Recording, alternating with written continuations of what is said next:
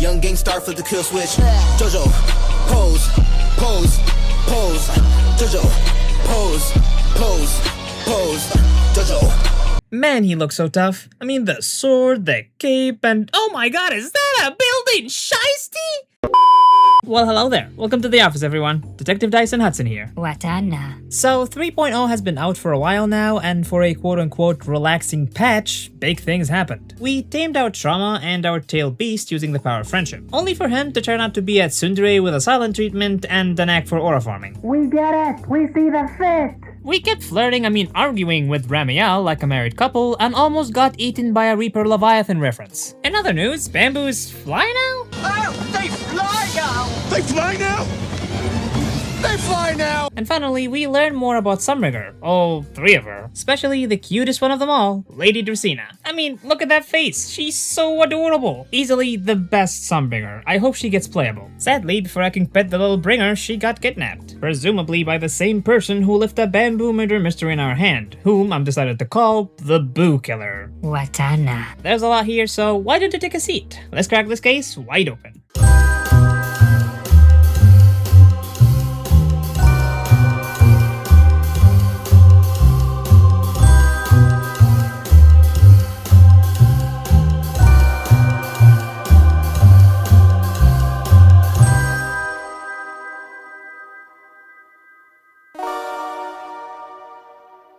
Welcome back. Since we got a lot to talk about, let's start off easy. Rose Califer itself.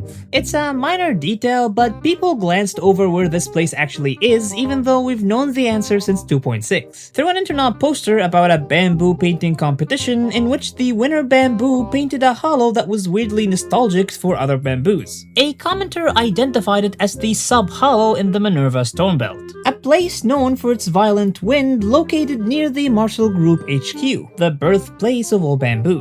Explaining first the bamboo nostalgia toward it, it's probably the first view they see coming off of the assembly line. Second, Rose Califer constant rain. Storm belts exist in real life. It's a phenomenon known for tornadoes and extreme weather conditions, so it adds up. And finally, third, the Singularity leakage. Just like air become denser in a storm belt, ether does too in a hollow storm belt. Since hollows and ethereal's existence depends on the ether concentration in the air, the dense areas acts like a pocket with enough ether to sustain ethereals, explaining the environmental changes and how ethereals can exist outside the hollow like in the game. But that's not all. The storm belt is supposed to be familiar, at least to the Proxy, that is. Back in 1.4, while visiting the memorial with Miyabi, we revealed to her that Helios Academy, our true home, is located in the end of road number 7 in the Minerva Quarter. So Rose Califer is close to the Academy ruins that we saw in our dreams. Does this mean we get to explore it soon? Maybe, but not until a few patches. Speaking of Helios Academy, it popped up during our treatment. Before we met the cutest Sunbringer of all time, Norma revealed that we already had a medical record here in spite of this being our first visit. When we asked Dracena, she said that we received the same treatment at Helios Academy after the failure of Project Icarus, the same experiment that gave us our power. The one who treated us back then was herself. Well, her older self, Aldreda. This connects a few dots. Like why the mayor has kept an eye on us all this time. Sure, he was Carol's friend, but he also thought power using the Void Hunter's title and weapons as leverage. So, if his friend created a living Void Hunter weapon, a theory I've been building toward for a while now, pointing out the similarities between the simulated hollow inside of us and Miyabi's Talus, he would want us under his control. At the time though, we were unstable. Now, our treatment took us to the worst place for any person.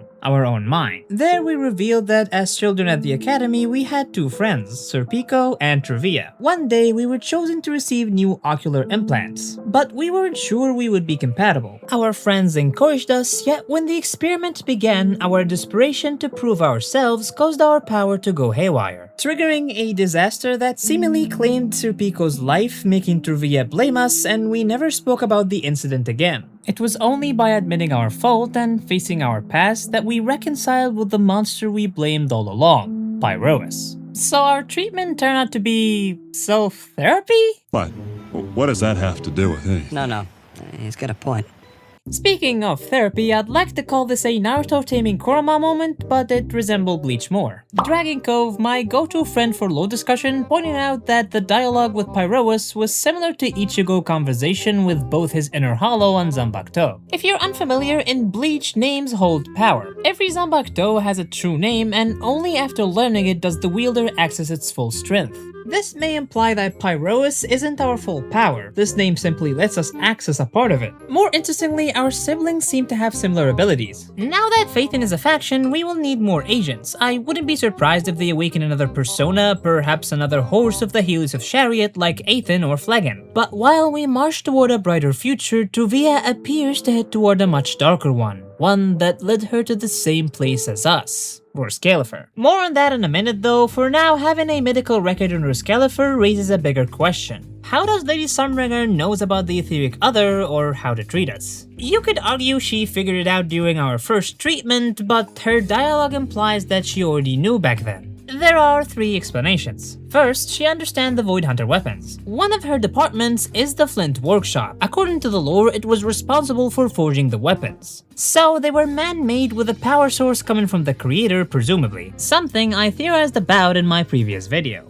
Is that right? Well, I sure hope somebody picks up that phone, because I f***ing called it! Look, I know it's not a big win, but most people thought that the Chimney Sword and the other weapons were made by the creator, so I'm taking this home. I don't care. Anyway, we know that Talus was forged by a legendary blacksmith, while the Chimney Sword was an object in Lemnian Hollow before being extracted and forged, presumably by the Flint family. So, Sunbringer's knowledge of the weapons and the fact that we may be a living one could explain why she understood our condition. But it still doesn't add up. The term etheric other was never used next to a Void Hunter weapon. The second possibility, there were others before us. Drusina mentioned performing the treatment as if it were routine. Since Professor Archie founded Helios Academy, perhaps Project Icarus has been running for years, with Archie handling the experiment and Sunbringer and Flint Workshop supplying the porcelain. Then they continued supporting the project after Archie disappeared. But if Helios has been doing this for years with failures, successes, and a need for treatment, I have to ask again.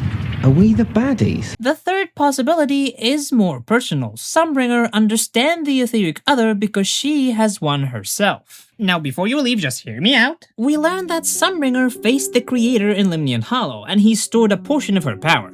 But how did he store her power? The only thing he manipulates is ether. And what creature uses ether as their power source beside him? The etheric other. Sunbringer's exoskeleton could have been made from flint porcelain, regulating the etheric other within her. But it got damaged, leaking the ether the creator stored. This would explain how she knew it was safe to absorb the porcelain as a part of the treatment. And where did it go? Pyrois simply absorbed it to build its armor and sword. It also explained her knowledge of the Hollow. She got a being like Pyrois to guide her just like he guided us. As for how a flint porcelain exoskeleton gets damaged, well, when Changwang fought the messenger, its porcelain armor got shattered under the strain of power, so it checks out. And if that's true, it also works as one of the reasons why she split herself into 3. As for the rest of the reasons, the lore entries we collected in Lemnian Hollow reveals that Sunbringer made an intelligent research assistant dubbed Night IV. Interestingly, users were warned from sharing personal info with it. Officially, that was to filter out sensitive data. But what if Nat was a fragment of Sunbringer, splitting her mind to help people while preparing new bodies?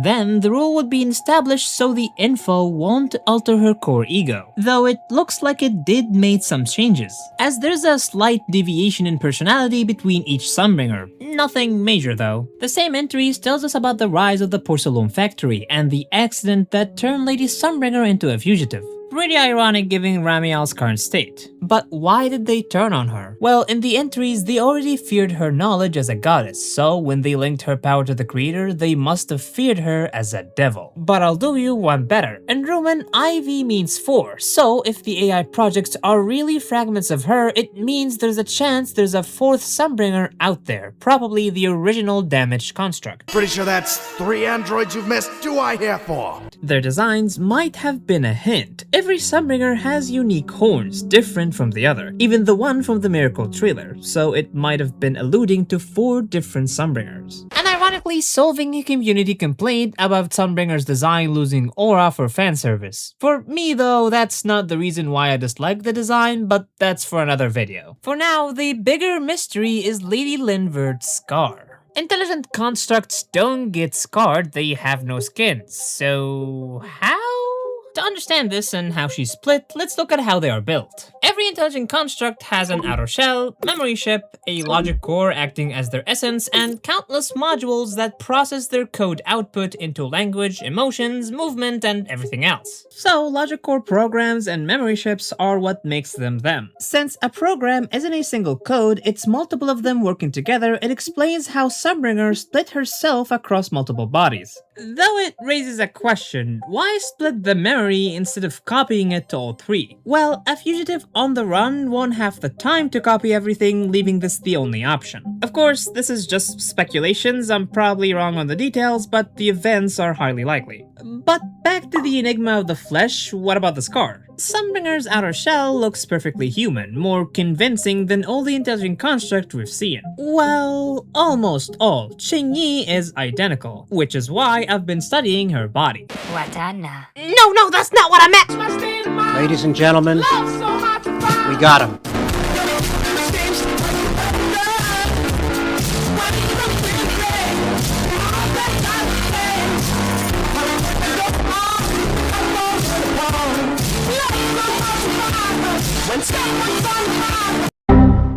I was just trying to study what materials her shell was made out of. During an event, we learned that her current body was made by the White Star Institute. It looked so human that people mistook her detaching limbs for actual injuries, forcing her to add visible markings around her joints. I searched for the material itself in the game, her agent record, and info and found nothing. Luckily, real life offered an answer. A synthetic skin group called Smart Skin capable of self-repairing by reconnecting damaged polymers after impact. Usually flawless, however, depending on the damage severity and the material itself, it may not connect everything properly, leaving a scar-like shape. If Sunbringer's outer shell is similar, it explains the scar and makes the perfect deception for gaining humanity's trust. Speaking of deception, someone is deceiving people around them, using a form of contaminated ether that attract a type of ethereals that, upon contact, it raises the ether concentration in the air, creating a singularity leakage and corrupting bamboo's cores beyond repair. And while evidence are limited, I think we can narrow down the suspects. Drusina said it's either an outsider or an insider from Rose Califer. So let's start with the easier to roll out,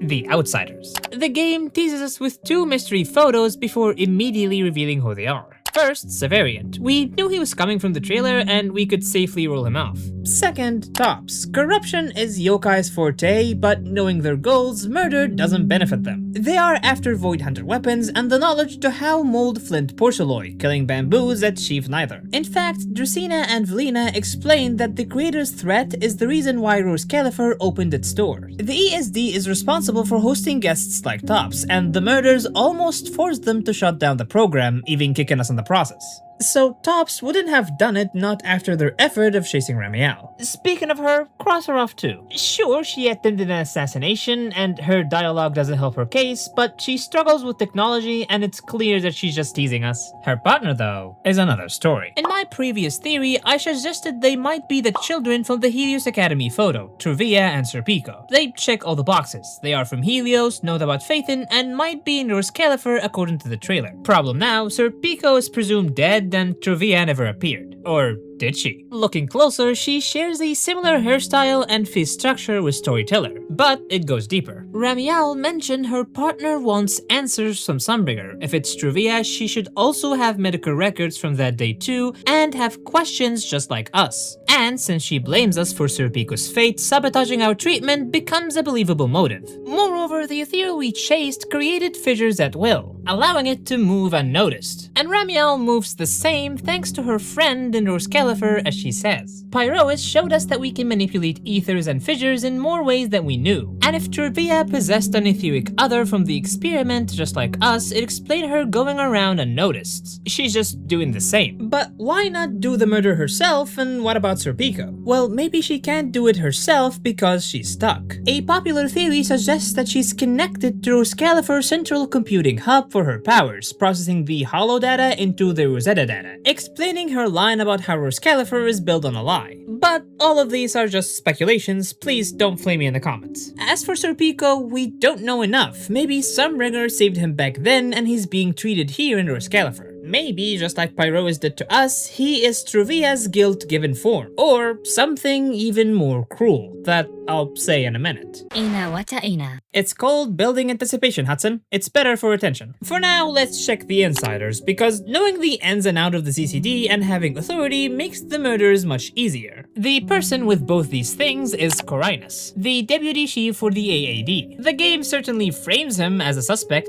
He appears at a critical time, was the last person to see Dracena, and have the authority to direct the guard bamboo toward us while we were searching for the angel. Because Norma mentioned they shouldn't be there. Not to mention his information entry. Quote, name Carinus, Faction Administrative Affair Department, Eldrada's assistant and the deputy director of the Administrative Affair Department. A refined and well-mannered young man. According to Norma, he's a real troublemaker. There's always a sense that he's hiding something beneath the surface. Every word he says carries the implication of I'm just doing my job, making his true intention difficult to read. Communicating with someone like him is certainly exhausting. Best to avoid dealing with him whenever is possible.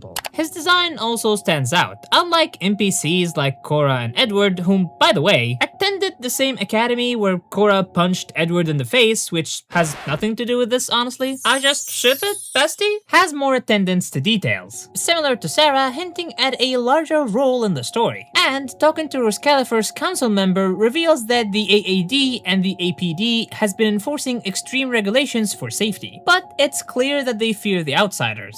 So if he wants to prevent their arrival, it's enough motive to sabotage the ESD. Yet it's so obvious. He fits the villain role so perfectly that he might be just a red herring. ZZZ had always clear villains, so it might be just right. I don't know. So for now, my two main suspects are him and Truvia/Storytellers, assuming I'm right. But we're not done, cause our resident angel baddie snuck into our room late at night and not for a social visit. Watana. Hudson, get your mind out of the gutter. She was there for lore. Although, this patch has a suspicious number of children lookalikes, so hopefully Wise is wise enough to use protection. Anyway, when we asked her about the ethereal that she acted as if she's seen before, she used the word enchainer, which I have no idea what it is. Looking it up, it means to chain or to bind. Reminds me of Pyrois' threat about replacing and chaining us to our body, which is cruel, hijacking someone's will and forcing them to kill their friends. Most would rather die than let it happen. Maybe that's Sirpico's fate, and the reason why Truvia needs answers. Ina watana. I'm saying maybe enchainers are etheric other that took over their host's body. Sounds crazy, but ask yourself this. What are etheric others? Beings that exist at the end of the ether aptitude. To me, that implies that everyone possess one, cause all have ether aptitude. So why don't we see more of them? Well, we do when they take over the host's body. We just call the process corruption, and we call the outcome ethereals. Think about it. Corruption could simply be an etheric other taking control of its host. It lines up with everything that we know. In corruption, people accumulate the ether inside their body. When we awaken Pyrois, we did the same. The only difference is that we channeled it through the implants to form Pyrois, while everyone else stored it all over their bodies, spreading the ether. It explains why Pyrois created the flint porcelain armor. Etheric other needs a physical form to manifest, while normal people don't have one, so their bodies transform instead. Explaining how Vivian's corruption got reversed. We simply did to her what Remmielle did to us, unknowingly of course. As well as why there's so many ethereals. Everyone has a different aptitude, meaning everyone has different level of powers, everyone have a different etheric other. Sacrifices may simply be an attempt to preserve the host's mind while transforming during corruption. And finally, why Pyrois said that we could control this power, and how we can control this power to begin with. The Yunque Summit Technique principle are after controlling the flow of ether in someone's body, acting like the implant that channel the ether into a control output instead of letting it consume the body. Maybe That's what Helios Academy was trying to achieve all along, finding a way to project the etheric other instead of being corrupted by it. Perhaps I misjudged them after all. But I have no way to prove it. So, until we meet again! Whew, thanks for watching till the end. I know I'm not as active as other YouTubers, but when I do upload, I try to make it count. And if you're new here, hi! I talk about more than zzz, like famous games and shows. I'm also running a free bamboo illustration project. If you have an idea for a bamboo design, like maybe a ballet bamboo, or a Viking bamboo, or a jazz singer bamboo, clown, monster, or anything else really, leave it down in the comments, or use the post link in the description. I'll bring your ideas to life. Don't forget to like, share, and subscribe because according to the analytics, a lot of you watching are not subscribed. And it's the best way to support the channel right now. And hit the notification bell as well because otherwise YouTube is going to literally pretend I never uploaded a video. And hang tight, I got big things coming for the channel, it just needs time and management. Including working on 3 different videos for zzz that this was one of them. I'm trying to push out more content, but due to some things in real life, I'm really not sure how it goes. And also I want to stream the events that I play, but I'm facing some technical difficulties. So, finger crossed. Thanks again for watching, my name is Detective Dice, and I hope to see you all in the next case.